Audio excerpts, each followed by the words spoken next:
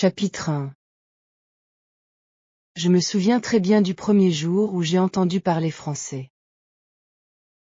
Ce n'était pas dans une salle de classe. Ce n'était pas non plus dans un film.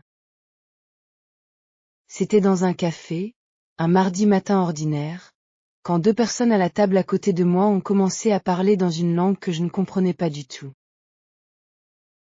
La langue sonnait différemment de tout ce que j'avais entendu avant. Elle était rapide, mélodieuse, étrange. Les mots se mêlaient ensemble comme si la phrase entière n'était qu'un seul long mot. J'écoutais sans comprendre.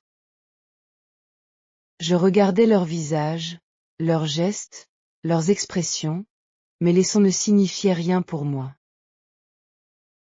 Je me suis senti très petit à ce moment-là.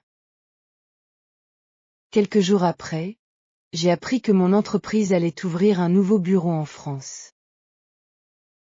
Mon responsable m'a appelé dans son bureau et m'a dit quelque chose qui a changé ma vie. Il m'a dit que les personnes qui parlaient français auraient plus de chances d'être choisies pour ce projet. Ce projet représentait une promotion, un meilleur salaire, une nouvelle vie possible. Je suis sorti de ce bureau avec une seule pensée dans la tête. Je dois apprendre le français. Le problème était simple et énorme en même temps. Je ne connaissais pas un seul mot de français. Pas un seul. Je savais que la France existait, que la Tour Eiffel était à Paris, et que les Français mangeaient du pain. Mais la langue? Rien. Zéro absolu.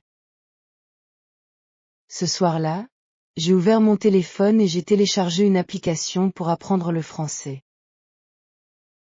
L'interface était colorée et amicale. La première leçon montrait des images simples avec des mots en dessous. Une pomme. Une maison. Un chien. Je pensais que ce serait facile.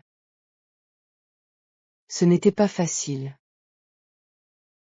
La prononciation m'a complètement perdu. En français, on ne prononce pas toutes les lettres. Le mot beaucoup ne se prononce pas comme il s'écrit.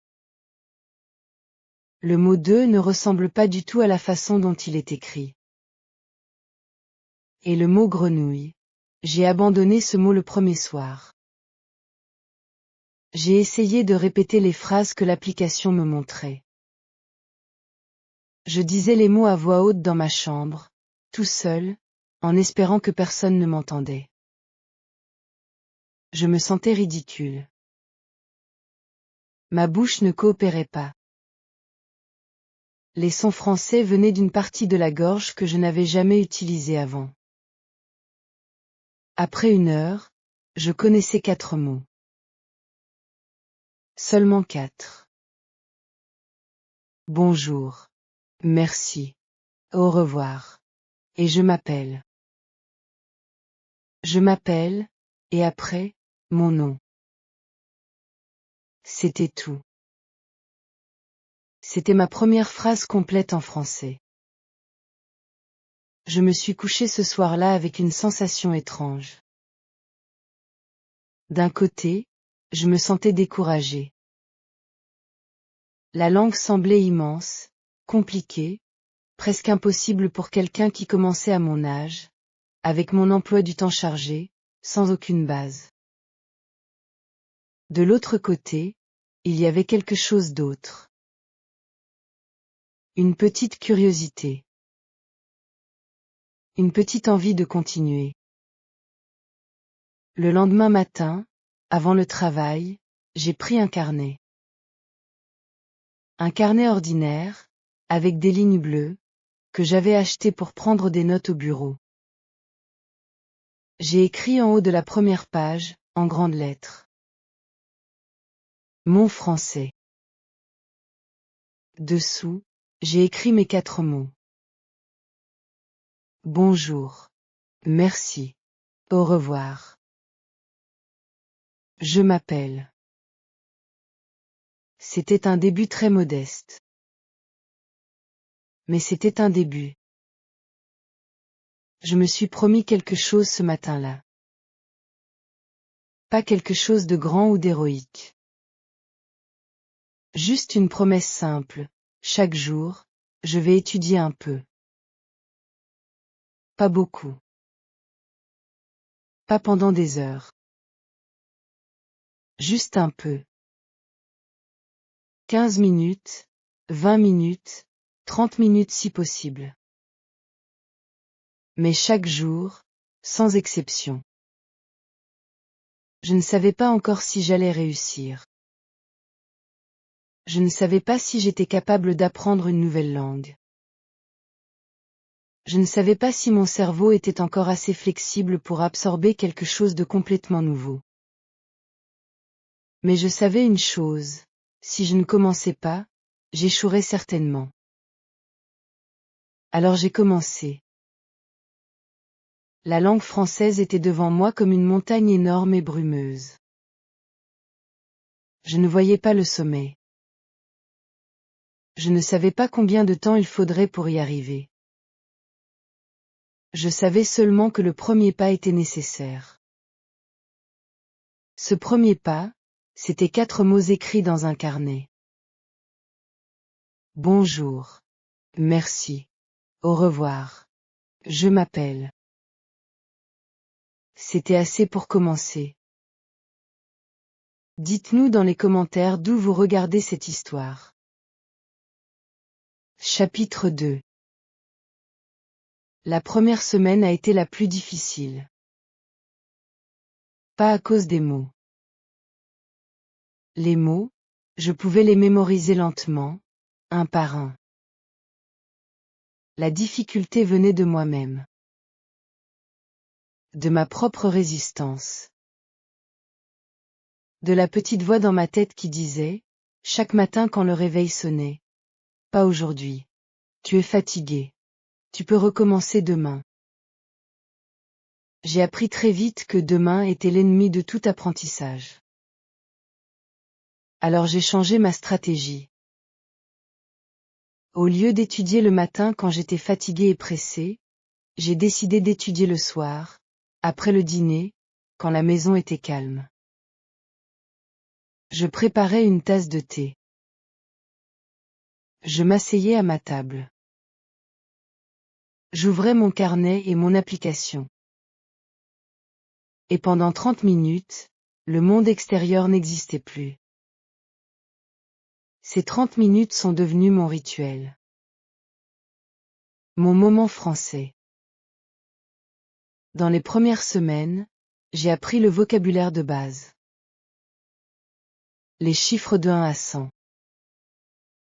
Les jours de la semaine, lundi, mardi, mercredi, jeudi, vendredi, samedi, dimanche. Les mois de l'année. Les couleurs. Les membres de la famille, le père, la mère, le frère, la sœur, les enfants, les grands-parents. J'ai aussi commencé à apprendre des verbes essentiels. Être, avoir, faire, aller, vouloir, pouvoir. Ces verbes sont irréguliers en français, ce qui signifie qu'ils ne suivent pas les règles normales. Chaque forme était différente. Je suis, tu es, il est, nous sommes, vous êtes, ils sont. J'ai passé plusieurs soirées juste sur le verbe être. Pour m'aider à mémoriser le vocabulaire, j'ai inventé une méthode bizarre mais efficace. J'ai acheté des petits papiers adhésifs de couleur. Des dizaines de petits papiers jaunes, roses et verts. Et j'ai commencé à coller des étiquettes sur tous les objets de mon appartement. La porte avait une étiquette qui disait la porte. La fenêtre avait une étiquette la fenêtre. La chaise était la chaise. La table était la table. Le lit était le lit. Le miroir dans la salle de bain était le miroir. Le robinet était le robinet. Chaque matin, quand je me réveillais, je lisais les étiquettes. Quand je me lavais les mains, je regardais le robinet et je disais le mot à voix haute. Quand je mangeais, je regardais la table et je disais la table. Mon appartement ressemblait à l'appartement d'un enfant qui apprend à lire, mais ça marchait. Petit à petit, les mots commençaient à rester dans ma mémoire. J'ai aussi commencé à lire de courts dialogues. Mon application proposait des conversations simples entre deux personnes.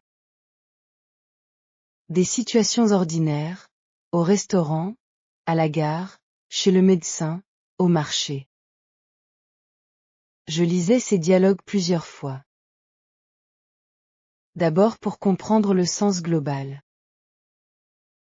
Ensuite pour remarquer la structure des phrases.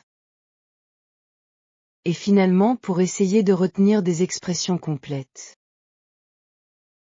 Par exemple, dans un dialogue de restaurant, j'ai appris ces phrases. Je voudrais une table pour 2 personnes, s'il vous plaît. La carte, s'il vous plaît. Qu'est-ce que vous recommandez? L'addition, s'il vous plaît. Ces phrases n'étaient pas juste du vocabulaire. C'étaient des outils réels. Des choses qu'on dit dans la vraie vie. Cette idée m'a motivé. La prononciation restait un problème. Le français avait des sons qui n'existaient pas dans ma langue maternelle. Le son U, comme dans tu ou ru, était particulièrement difficile. Ma bouche ne savait pas comment former ce son. Je m'entraînais devant le miroir de la salle de bain, ce qui était à la fois utile et un peu humiliant. Les liaisons étaient aussi compliquées. En français, quand un mot se termine par une consonne et que le mot suivant commence par une voyelle, on fait souvent une liaison. Les enfants devient les enfants. Vous avez devient vous avez. Pour moi, c'était comme un code secret que tout le monde connaissait sauf moi. Mais je continuais. Après 3 semaines, j'ai eu mon premier vrai moment de satisfaction. Ce n'était rien de grand. Je regardais une courte vidéo en français sur Internet, une vidéo sur la cuisine, et j'ai compris une phrase entière sans lire les sous-titres. La phrase était « Ajoutez un peu de sel et mélangez bien ». Ajoutez un peu de sel. Mélangez bien. J'avais compris ça tout seul. Sans aide. Sans traduction. Je me suis arrêté et j'ai souri. C'était peut-être la phrase la plus simple du monde. Mais pour moi, à ce moment-là, c'était une victoire réelle. La fin du premier mois approchait. Je me suis assis avec mon carnet et j'ai essayé d'écrire quelques phrases pour me présenter. Pas pour quelqu'un d'autre. Juste pour moi. Pour voir jusqu'où j'étais arrivé. J'ai écrit. Bonjour, je m'appelle Karim. J'ai 28 ans. Je travaille dans une entreprise. J'apprends le français parce que je veux travailler en France un jour. Je suis sérieux et je travaille beaucoup. Le français est difficile, mais je continue. Ce petit texte m'a pris 20 minutes à écrire. J'ai fait beaucoup d'erreurs. J'ai vérifié chaque mot. Mais quand je l'ai relu, j'ai ressenti quelque chose d'inattendu. De la fierté. Pas de la grande fierté. pas la fierté de quelqu'un qui a accompli quelque chose d'extraordinaire, mais la fierté simple et honnête de quelqu'un qui a fait quelque chose qu'il ne pouvait pas faire avant. Un mois plus tôt, je ne connaissais pas un seul mot de français. Maintenant, je pouvais écrire un petit paragraphe sur moi-même. C'était un progrès réel. Petit, mais réel. J'ai refermé mon carnet et j'ai bu ma tasse de thé froide. Dehors, la nuit était silencieuse. Et quelque part dans ma tête, une nouvelle langue commençait lentement, très lentement, à prendre de la place. Chapitre 3. Vient un moment où les livres et les applications ne suffisent plus. Ce moment est arrivé pour moi au début du 2e mois.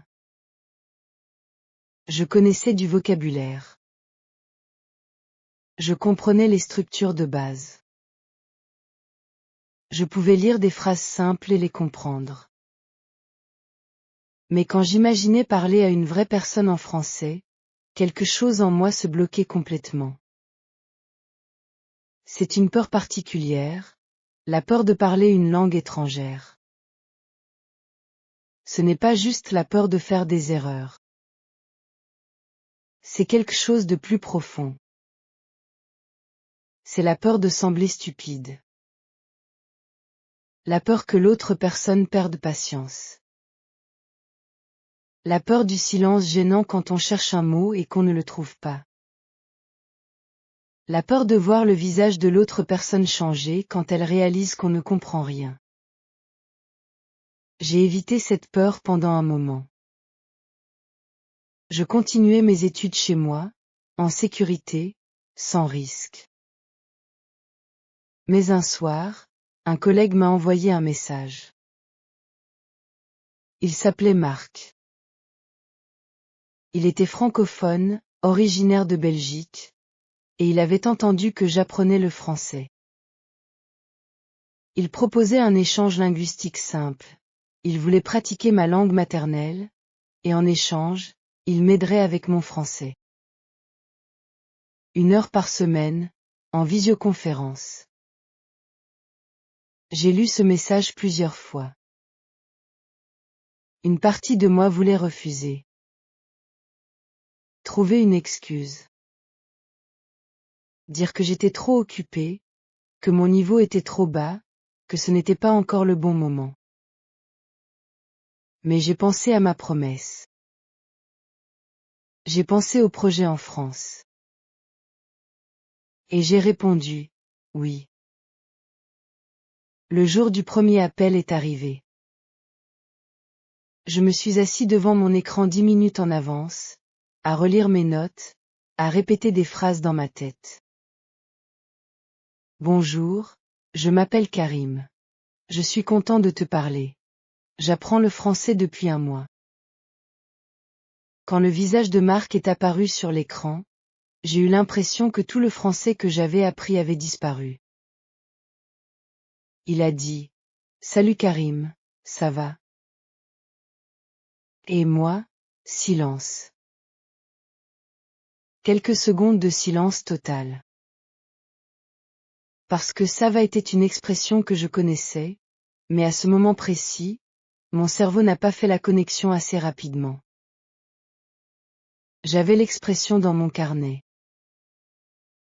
Je l'avais vue des dizaines de fois. Mais entendre une voix réelle, dans une vraie conversation, c'était complètement différent de lire sur un écran. Oui, ça va, merci, j'ai finalement répondu. Ma voix sonnait tendue et artificielle. Marc a souri. Il était patient. Il parlait lentement, clairement, et il répétait si je ne comprenais pas. Quand je cherchais un mot, il attendait sans montrer d'impatience. Quand je faisais une erreur de grammaire, il la corrigeait doucement, sans me faire sentir mal. Mais la conversation était difficile. Il y avait des pauses longues et inconfortables. Je mélangeais les genres. Je disais le table au lieu de la table, une problème au lieu d'un problème. Je confondais tu et vous. Une fois, j'ai dit je suis 28 ans au lieu de j'ai 28 ans, et Marc a gentiment expliqué la différence entre être et avoir dans ce contexte. À un moment, j'ai essayé de dire quelque chose de plus complexe. Je voulais expliquer pourquoi j'apprenais le français. Mais au milieu de la phrase, j'ai oublié le mot opportunité. Je savais que je le connaissais. Je l'avais lu plusieurs fois. Mais il n'était plus accessible.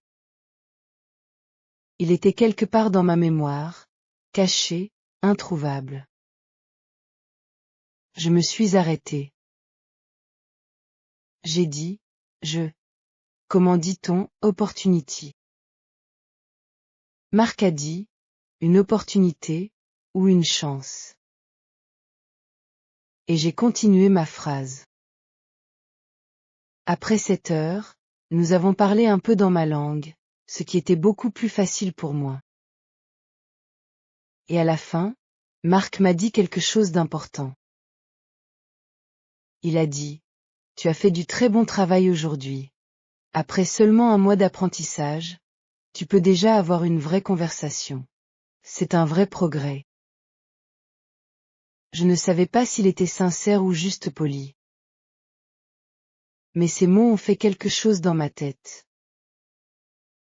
Ils ont changé légèrement ma perspective. Après l'appel, je suis resté assis un moment dans le silence de ma chambre. Je pensais à tout ce qui s'était mal passé, les silences, les erreurs, les mots oubliés, la prononciation hésitante. Mais je pensais aussi à ce qui s'était bien passé, j'avais eu une vraie conversation.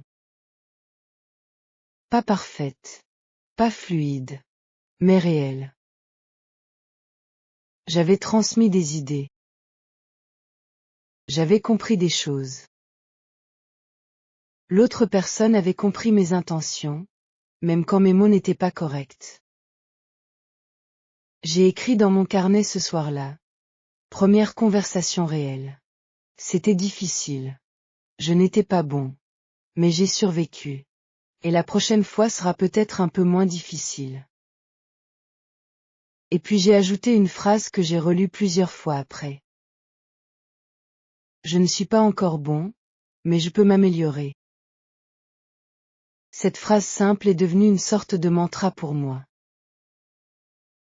Pas je suis nul. Pas je suis génial. Juste, je ne suis pas encore bon, mais je peux m'améliorer. C'est la vérité la plus honnête et la plus utile qu'on puisse se dire quand on apprend quelque chose de nouveau. Chapitre 4. Quelque chose a changé vers le 4e mois. Je ne sais pas exactement quand ça s'est produit. Il n'y a pas eu un moment magique, une matinée où je me suis réveillé en parlant français couramment. C'était plus progressif que ça. Un jour, j'ai réalisé que certaines choses qui étaient difficiles avant étaient devenues plus faciles. Pas faciles. Juste moins difficiles. Par exemple, les nombres. Au début, compter en français me demandait un effort conscient. Je devais réfléchir pour dire 78 ou 95. Ces nombres composites n'avaient aucune logique pour moi. Maintenant, ils venaient naturellement, presque automatiquement. Ou les verbes au passé composé. J'avais passé des semaines à les étudier. J'ai mangé, tu as mangé, il a mangé. Ou avec les verbes de mouvement. Je suis allé, tu es allé, il est allé. La différence entre avoir et être comme auxiliaire m'avait rendu fou pendant longtemps. Et puis un jour, J'ai écrit une phrase au passé sans y penser, sans vérifier, et c'était correct. Ces petits moments de fluidité étaient extraordinairement satisfaisants. Je continuais à voir Marc chaque semaine. Nos conversations devenaient plus longues et plus naturelles. On parlait de nos semaines, de nos opinions sur les films ou les livres, de nos projets pour l'avenir.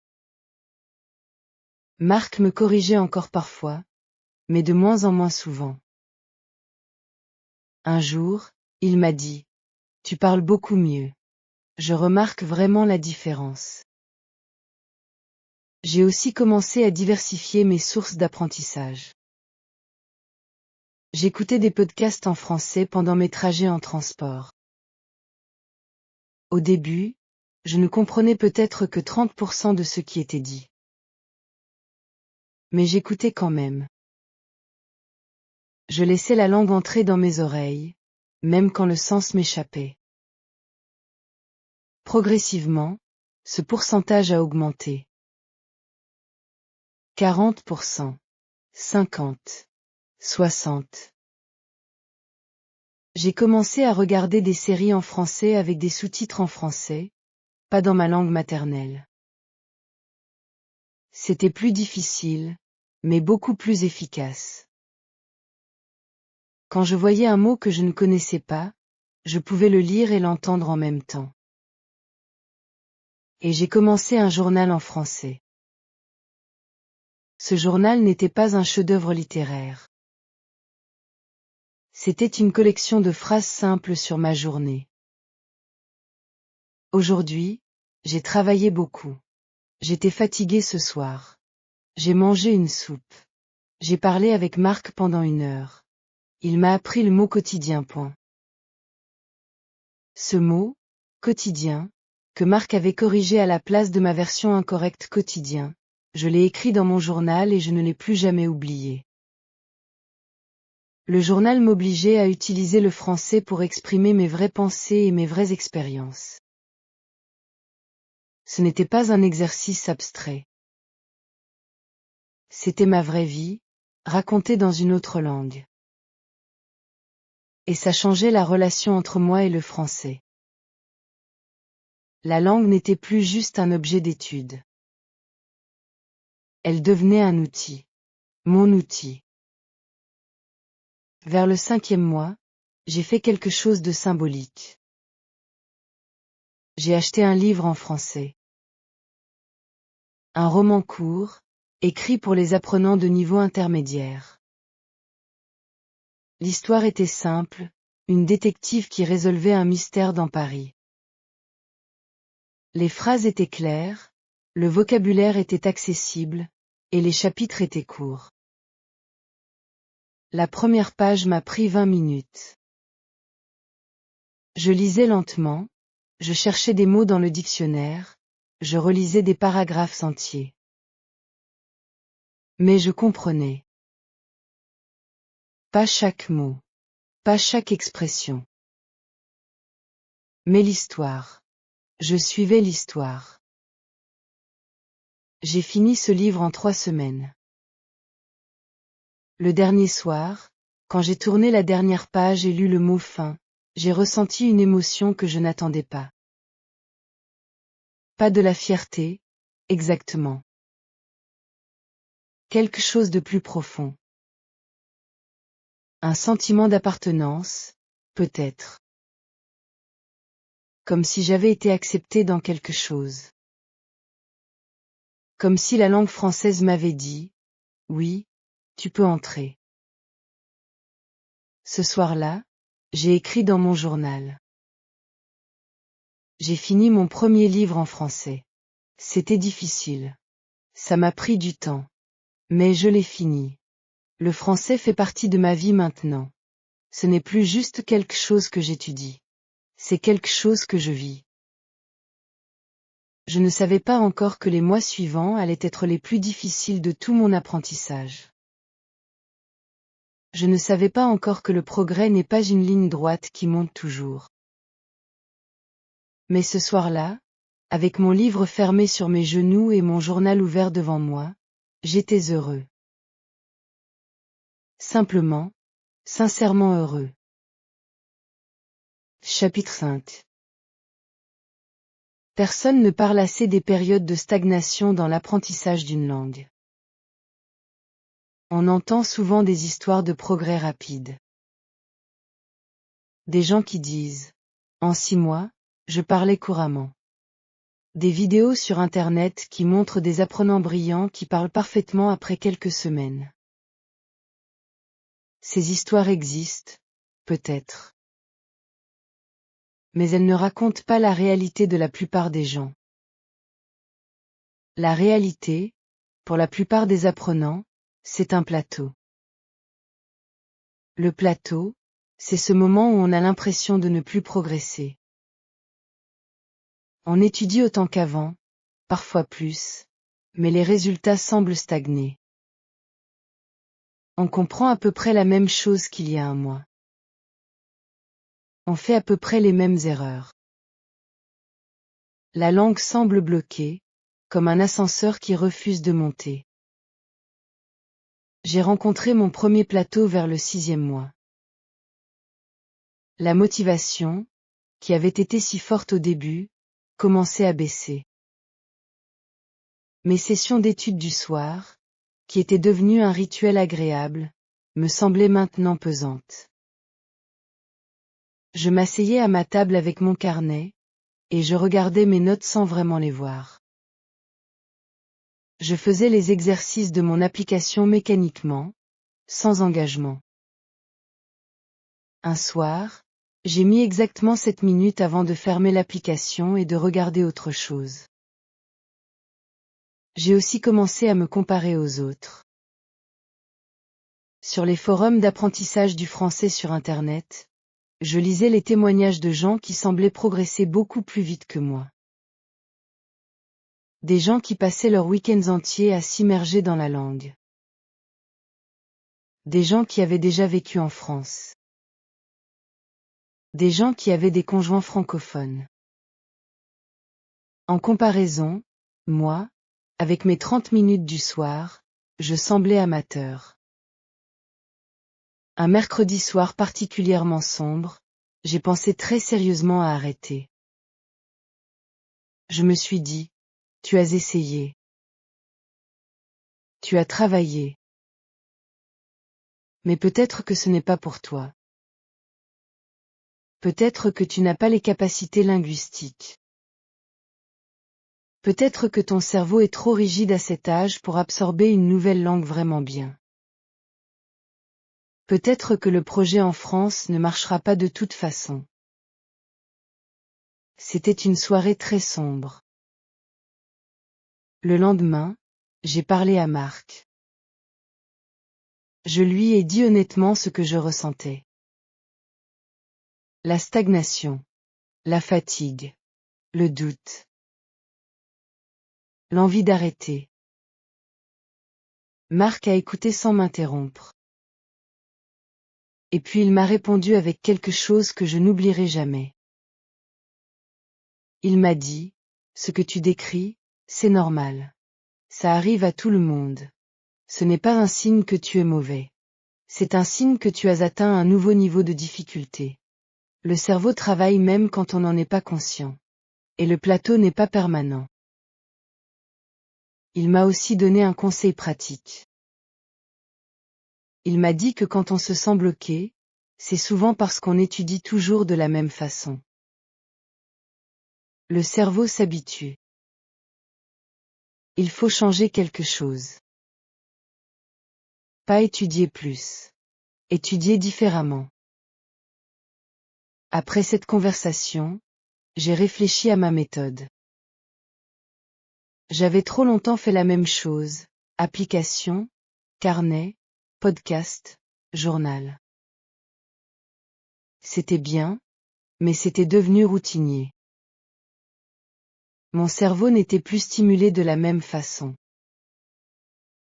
J'ai décidé de faire des changements concrets.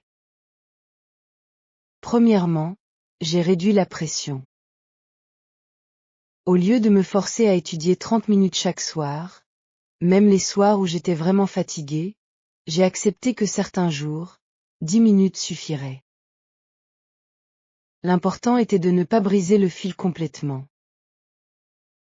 10 minutes valaient mieux que 0. Deuxièmement, j'ai ajouté plus d'éléments agréables. J'ai cherché de la musique en français que j'aimais vraiment. J'ai commencé à regarder des vidéos YouTube sur des sujets qui m'intéressaient, comme la cuisine ou l'histoire, mais en français. J'ai cherché des films classiques en version originale. Troisièmement, j'ai commencé à écrire plus librement dans mon journal. Avant, j'écrivais des phrases courtes et simples parce que j'avais peur des erreurs. Maintenant, j'ai décidé d'écrire plus longtemps, même si je faisais des erreurs. Le but n'était pas la perfection. Le but était l'expression. Ces changements ont eu un effet graduel. Après 2 ou 3 semaines, quelque chose a recommencé à bouger. Pas dramatiquement. Mais j'ai remarqué que ma compréhension orale s'améliorait à nouveau. Que certaines structures grammaticales devenaient plus intuitives. Que j'avais envie de reprendre mon carnet le soir. Le plateau n'avait pas disparu du jour au lendemain. Mais il s'était transformé en une légère montée, presque invisible, mais réelle. J'ai appris quelque chose de crucial pendant cette période difficile. La cohérence compte plus que l'intensité. Ce n'est pas la personne qui étudie 10 heures par semaine pendant un mois qui progresse le plus. C'est la personne qui étudie 1 heure par jour pendant un an. La régularité, pas la perfection. Cette leçon, je l'ai gardée avec moi jusqu'à la fin. Chapitre 6. Le vrai changement ne ressemble pas à ce qu'on imagine. Dans les films, le moment où quelqu'un maîtrise une compétence est toujours dramatique. La musique monte. La caméra zoome. Le personnage fait quelque chose d'incroyable et tout le monde applaudit. Pour moi, le vrai changement s'est produit un dimanche après-midi ordinaire, dans un supermarché, sans musique et sans applaudissements. J'étais en train de faire mes courses quand une femme à côté de moi a demandé à un employé où se trouvait le rayon des conserves. L'employé ne comprenait pas parce qu'elle parlait français.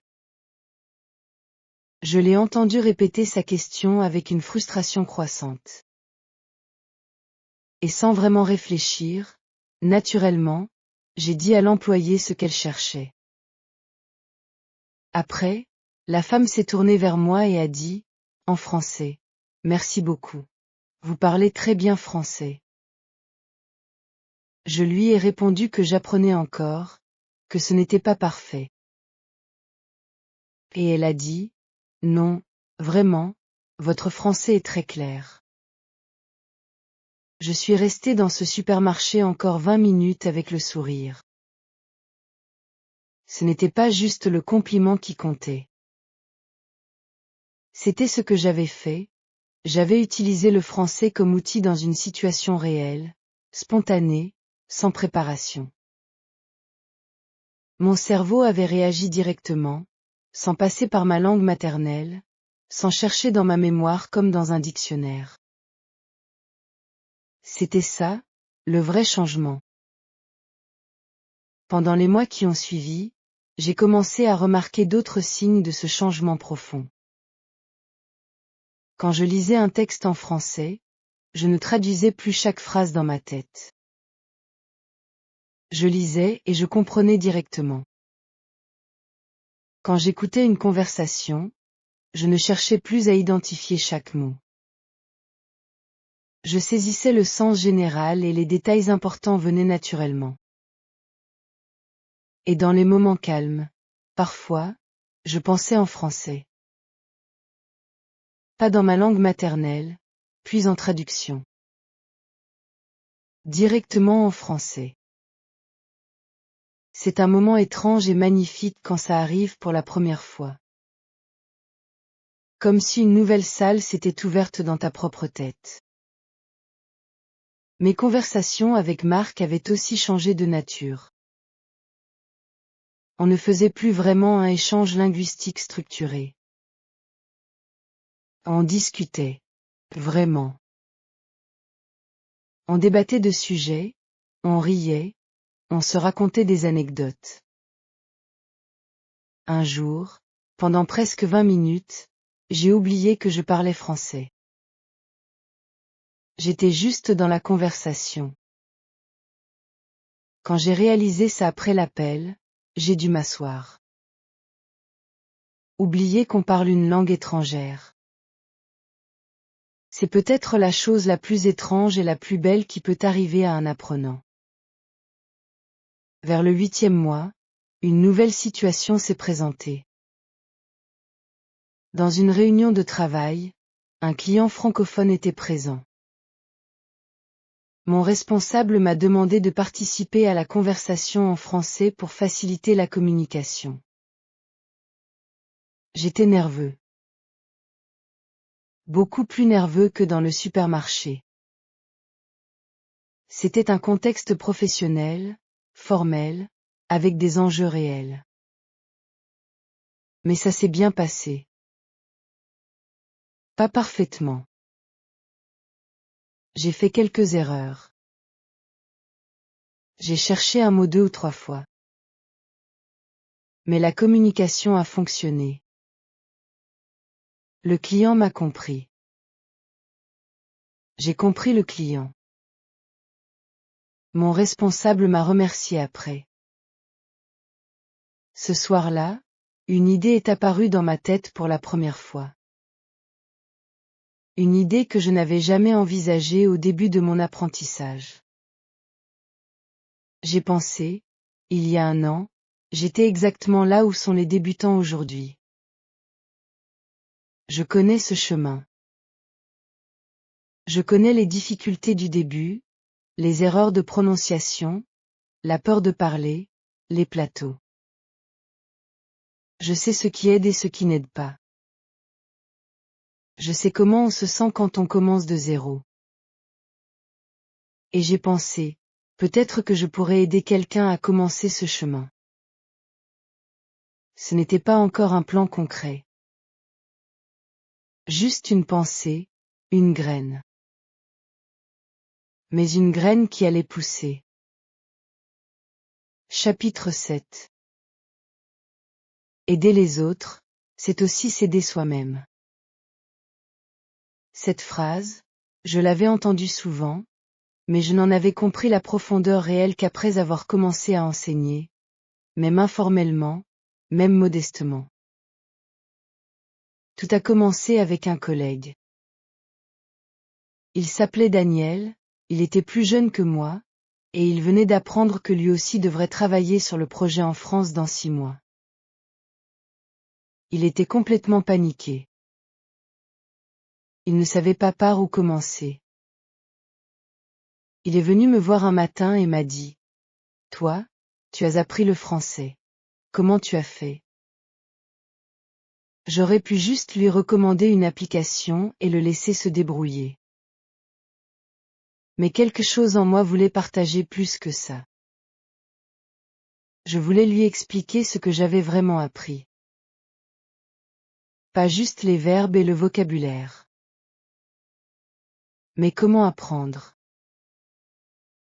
Comment survivre aux moments difficiles? Comment construire une habitude qui dure? On a commencé à se retrouver 2 fois par semaine, le mardi et le jeudi, pendant l'heure du déjeuner. Je préparais de petites sessions d'une 30aine de minutes. Au début, j'étais très peu sûre de moi dans ce rôle. Je me disais, qui suis-je pour enseigner? Mon français n'est pas parfait. Je fais encore des erreurs. Il y a des points de grammaire que je ne maîtrise pas bien moi-même. Mais j'ai réalisé quelque chose d'important.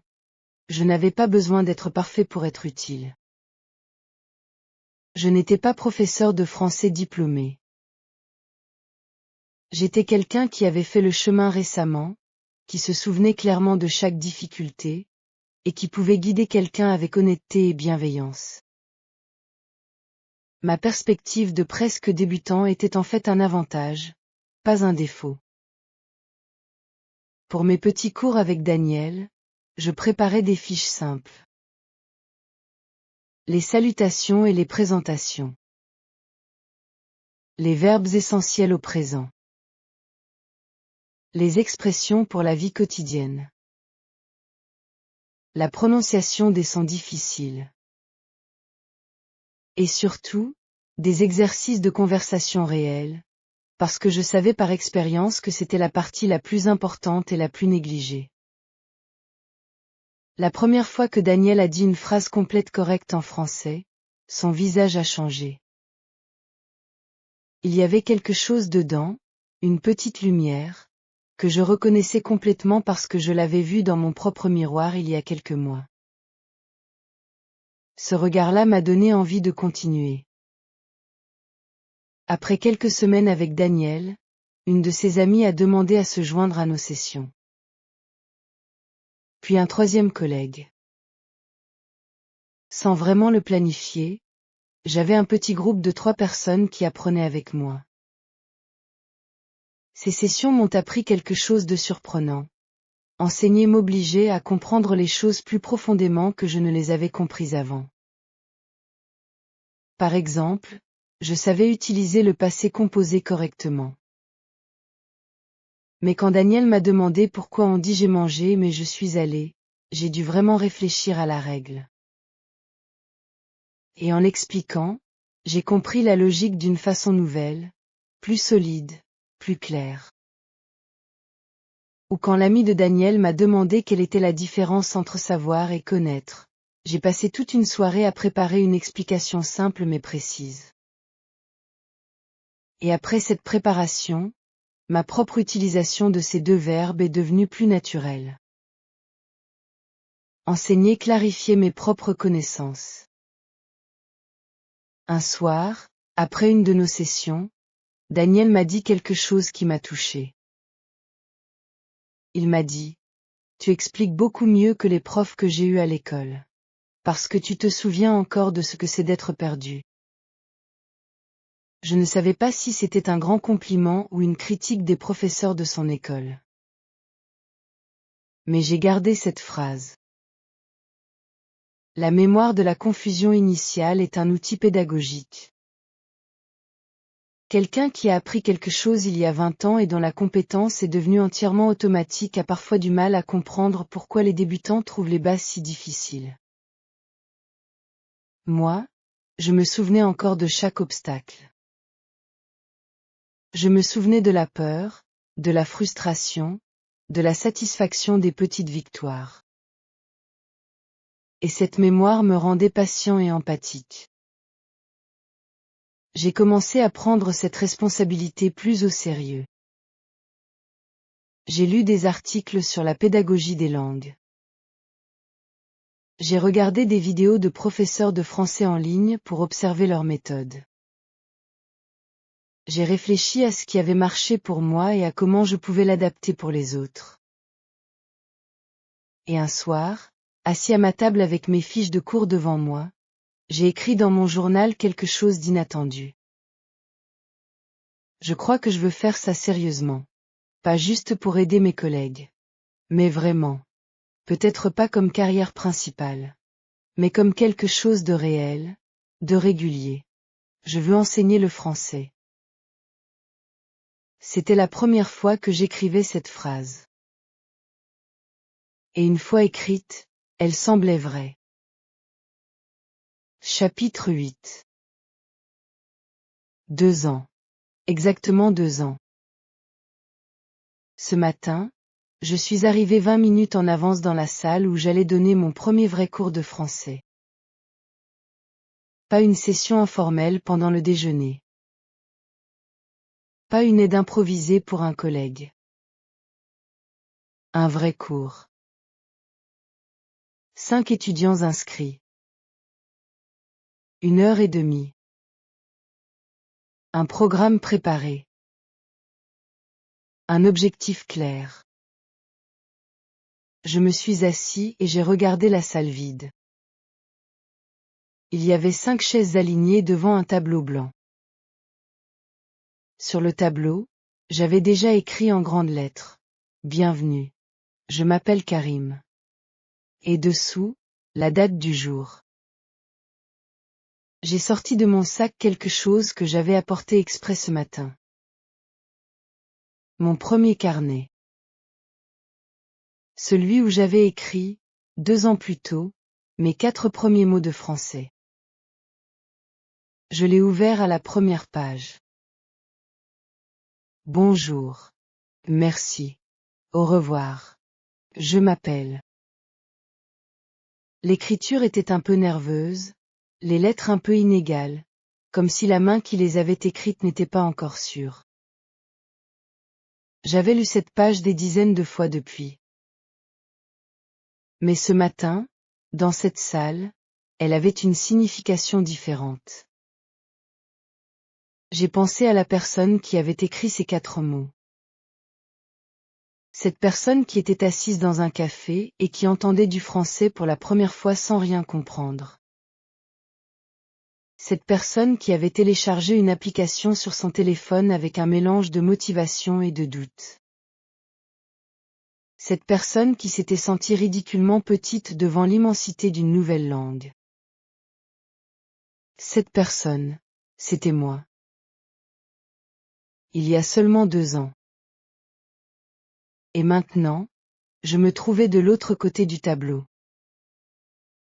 Les étudiants sont arrivés un par un.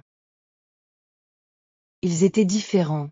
Une femme d'une 50aine d'années qui voulait voyager en France à la retraite. Un jeune homme qui préparait des études à Paris. 2 collègues recommandés par Daniel. Et une fille timide qui s'est assise au fond et qui regardait ses mains. Quand je regardais cette fille, je reconnaissais quelque chose. Cette posture. Ses épaules un peu rentrées. Ce regard qui évite le tableau. J'avais été cette personne. Je savais exactement ce qu'elle ressentait. J'ai commencé le cours doucement. Bonjour à tous. Je m'appelle Karim. Aujourd'hui, c'est votre premier jour de français. Et je sais exactement comment vous vous sentez. Quelques sourires nerveux dans la salle. Il y a 2 ans, je ne connaissais pas un seul mot de français. Pas un seul. Et aujourd'hui, je vous enseigne cette langue. Ça ne veut pas dire que je suis extraordinaire. Ça veut dire que le travail régulier et la patience donnent des résultats réels. C'est la seule chose que vous devez croire ce matin. La fille au fond de la salle a levé les yeux. J'ai continué. J'ai appris leurs prénoms. Je leur ai appris à se présenter. Bonjour, je m'appelle. Je suis 2. J'apprends le français parce que. Et j'ai vu, pendant cette première heure, des choses que je reconnaissais très bien.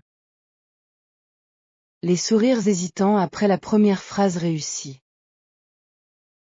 La concentration intense sur la prononciation. Les petits rires nerveux quand quelqu'un fait une erreur. Le regard fier quand quelque chose marche enfin. Ce cycle, ce petit cycle de difficulté et de satisfaction, c'était le cœur de l'apprentissage. Et c'était magnifique à observer de ce nouveau point de vue.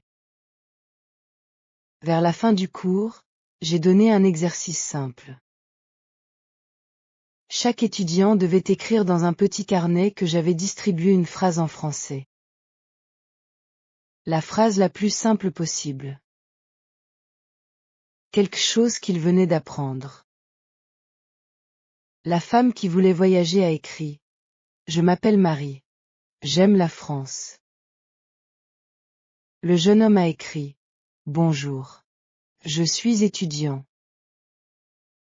La fille timide du fond a pris son carnet, a réfléchi un moment, et a écrit. Je m'appelle Amira. Je commence aujourd'hui. Quand j'ai lu sa phrase, j'ai failli ne pas pouvoir continuer. Je commence aujourd'hui. C'était exactement ce que j'avais ressenti 2 ans plus tôt. Ce mélange de peur et d'espoir qui accompagne chaque vrai début. À la fin du cours, les étudiants ont rangé leurs affaires et sont partis. La plupart semblaient contents, un peu fatigués, peut-être un peu moins effrayés qu'en arrivant. Quand la dernière personne est sortie, je suis restée seule dans la salle. J'ai regardé le tableau. Les mots que j'avais écrits pendant le cours étaient encore là. Des mots simples, des structures de base, les premières briques d'une langue. J'ai pris mon vieux carnet et je l'ai relu une dernière fois. 2 ans de chemin tenaient dans ces pages. Les premiers mots maladroits. Les listes de vocabulaire. Les erreurs corrigées en rouge. Les phrases du journal. Les notes de conversation avec Marc. Les préparations de mes petits cours avec Daniel. Tout ça, dans un carnet ordinaire avec des lignes bleues. Ce carnet m'avait accompagné depuis le premier jour. Et maintenant, il y avait 5 nouveaux carnets dans 5 nouveaux sacs, avec 5 premières phrases écrites par 5 personnes qui commençaient leur propre chemin. Ce cycle m'a semblé beau et important. J'ai éteint la lumière de la salle et j'ai fermé la porte. En marchant vers la sortie, j'ai pensé à une dernière chose. Ce que j'avais appris du français, la chose la plus importante, ce n'était pas une règle de grammaire. Ce n'était pas une liste de vocabulaire. Ce n'était pas une technique particulière de mémorisation. La chose la plus importante que j'avais apprise, c'était ceci. On n'a pas besoin d'être spécial pour apprendre une langue. On n'a pas besoin d'être un génie linguistique. On n'a pas besoin d'avoir du temps illimité ou des ressources parfaites. On a besoin de temps, de patience, et du courage de continuer après les erreurs. C'est tout. Ce n'est que ça. Mais c'est énormément. Ce matin dans ce café, il y a 2 ans, j'avais entendu 2 personnes parler français et je n'avais pas compris un seul mot. Ce matin dans cette salle, 5 personnes étaient venues pour apprendre ce que j'avais appris. Et moi, j'étais prêt à leur montrer le chemin. Pas parce que j'étais arrivé. On n'arrive jamais vraiment, avec une langue. On continue toujours d'apprendre, de découvrir, de s'améliorer. Mais parce que je me souvenais encore très bien du premier pas. Et le premier pas, c'est toujours la chose la plus importante.